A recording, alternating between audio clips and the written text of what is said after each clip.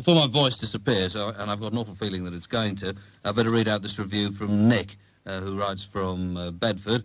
And he says, I noticed you didn't read out a review of mine last week. This could have been because it got to you too late, or that you just chose not to. If it was the former, then you should have it by now. Could you please read it out, as I place more importance on it than I do on this one? I wonder what that was. Can you have any idea at all what it could have been? We haven't got any other reviews of yours, Nick, here that we've not read out. That's the truth of it. Perhaps this is one of those weeks when I was away and somebody else threw the mail away. But this is the Slum Turkeys, the Keatons, Thrill Skinny and Von Traps at the Lady Owen's Arms, Goswell Road, in London. The first person I saw as I entered the building was Shane McGowan from the Pokes, the sight of whom put me off right off the thought of eating a packet of crisps I'd just bought. After a long wait and the occasional chat with various members of the Keatons, Von Traps came on. They were apparently brought down from somewhere up north by the Keatons, and although the singer looked slightly and danced dangerously like Morrissey, they were obviously well worth bringing down.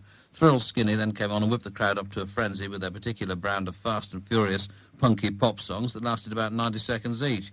Neil from the Keatons began dancing in such a strange and violent fashion that I was afraid he'd have no energy left for his own set.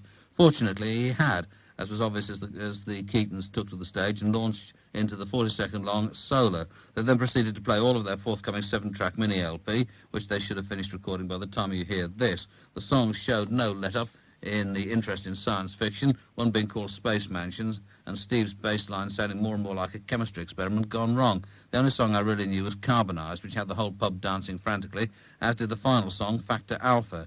I was exhausted by this, and when Slum Turkeys came on and I realised that they were nowhere near as good as their single, Ugly as Sin, I retired to the bar. Although the Turkeys' drummer was technically brilliant, the singer made too many wrong moves, i.e. jumping up and down and pretending to machine gun the audience with his guitar, yawn. I also noticed a sort of hole in the back of his head, presumably where his brain was removed. By about the 5th song, I decided to go home, as I think did a lot of other people. Overall, it was a brilliant night out, not spoiled too much by the Slum Turkeys or by the Boney M tape that we had to listen to before the bands came on. The Van Traps were good, Thrill Skinny were really good, but the Keatons were absolutely out of this world. And that's all for this week. I hope you liked it. Next week I should have a review of the Charlottes, and if Melissa makes any comments, I'll never listen to the programme again.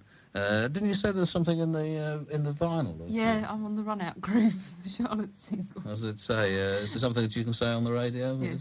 We love you, Melissa. Oh, yes? Oh, charming. They don't, of course. Listen, I'd still like to have reviews of anything, New Kids on the Block. In a way, that'd be more interesting than getting yet another review of the Cranes or Screaming Custard or somebody like that. So send in reviews of anything if you're so minded.